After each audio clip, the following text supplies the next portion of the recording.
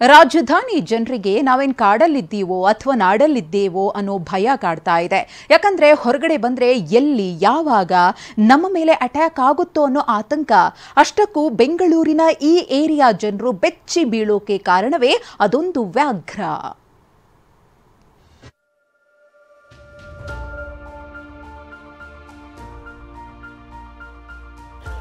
ಕೆಲಸಕ್ಕೆ ಹೋಗೋಕೆ ಭಯ, ಮಕ್ಕಳನ್ನ ಸ್ಕೂಲ್ಗೆ ಕಳಿಸಲು ಆತಂಕ, ಡೆಲಿವರಿ ಬಾಯ್ಸ್ ಏರಿಯಾಗೆ ಬರ್ತಿಲ್ಲ, ನೀರು ಹಾಕೋಕೆ ವಾಟರ್ ಟ್ಯಾಂಕರ್ನವರು ಬರ್ತಿಲ್ಲ. ಇವರೆಲ್ಲರನ್ನ ಬೆಚ್ಚಿ ಬೀಳಿಸಿರೋದು ಚಿರತೆ.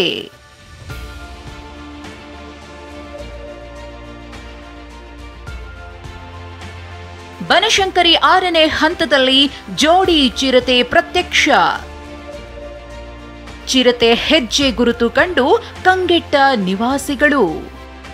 ಅಬ್ಬಬ್ಬಾ, ಮೈ ಮುರಿಯೋದೇನು, ಆಕಳಿಸೋದೇನು, ಬಂಡೆ ಮೇಲೆ ಕೂತು ಬೇಟೆಗೆ ಹೊಂಚು ಹಾಕ್ತಿರೋ ಚಿರತೆ. ಮತ್ತೊಂದು ಕಡೆ ರಸ್ತೆ ಕ್ರಾಸ್ ಮಾಡ್ತಿರೋ ಅವಳಿ ಚಿರತೆಗಳು. ಈ ಅವಳಿ ಚಿರತೆಗಳು ಬನಶಂಕರಿ 6ನೇ ಹಂತದ ಫಸ್ಟ್ ಬ್ಲಾಕ್ ನಿವಾಸಿಗಳನ್ನ ದಿಕ್ಕೆಡಿಸಿವೆ. ತುರಹಳ್ಳಿ ಫಾರೆಸ್ಟ್ ಪಕ್ಕದಲ್ಲೇ ಇರೋದ್ರಿಂದ ತಾಯಿ ಮತ್ತು ಮರಿ ಚಿರತೆ ಒಟ್ಟಿಗೆ ಸಿಟಿಗೆ ಎಂಟ್ರಿ ಕೊಟ್ಟಿವೆ. ಚಿರತೆಗಳ ಓಡಾಟದ ದೃಶ್ಯ ಸಿಸಿಟಿವಿಯಲ್ಲಿ ಸೆರೆಯಾಗಿದ್ದು, ಇದನ್ನ ಕಂಡ ಸ್ಥಳೀಯರು ಮನೆಯಿಂದ ಹೊರಬರೋಕು ಭಯಪಡ್ತಿದ್ದಾರೆ. ಗೊತ್ತಾಗಿದೆ, ಈ ತರ ಹಿಂಗೆ ಚಿರತೆಗಳು ಓಡಾಡ್ತಾ ಇರೋದು ಮಾಡ್ತಾ ಇರೋದೆಲ್ಲ ಗೊತ್ತಾಗ್ತಾ ಇದೆ.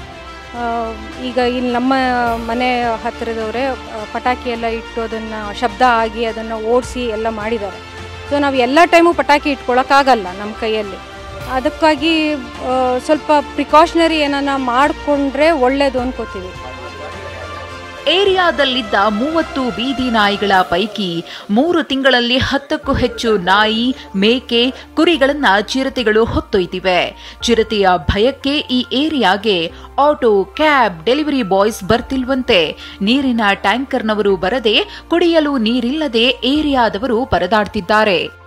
ನಮ್ಮ ಟೋಟಲ್ 5 ಕರು ಆಗಿದೆ, ಅಂದ್ರೆ ದೊಡ್ಡವೇ ಹಸುನೇ ಅವು. 10 ಕುರಿ ಮೇಕೆ ಎಲ್ಲ ಕಾಣೆಯಾಗಿದ್ದಾವೆ. ಅದನ್ನ ಫಸ್ಟ್ ಹಿಡ್ಕೊಂಡು ಹೋಗ್ಬೇಕು ಅಂತ ನಾವು ಕೇಳ್ಕೊತೀವಿ ಅರಣ್ಯ ಇಲಾಖೆಯವ್ರಿಗೆ. ಅದರಿಂದ ಇನ್ನೂ ಇವತ್ತು ಹಸುಗೆ ಅಟ್ಯಾಕ್ ಮಾಡಿದೆ, ಕುರಿಗೆ ಅಟ್ಯಾಕ್ ಮಾಡಿದೆ. ನಾಳೆ ಮನುಷ್ಯರು ಮಕ್ಕಳು ಇಲ್ಲೆಲ್ಲ ಆಟ ಆಡ್ಬೇಕಾರೆ ಇವಾಗ ನಾವೇ ಓಡಾಡ್ತಾ ಇರ್ತೀವಿ, ಹಿಂದೆಯಿಂದ ಬಂದು ಅಟ್ಯಾಕ್ ಮಾಡಿಬಿಟ್ರೆ ನಾವೇನು ಮಾಡೋಣ ಸರ್? ಒಟ್ನಲ್ಲಿ ರಾಜಧಾನಿ ಸುತ್ತಮುತ್ತ ಪದೇ ಪದೇ ಚಿರತೆಗಳು ಕಾಣಿಸಿಕೊಳ್ಳುತ್ತಿದ್ದು ಬೆಂಗಳೂರಿಗರಲ್ಲಿ ಭಯ ಉಂಟು ಮಾಡಿವೆ.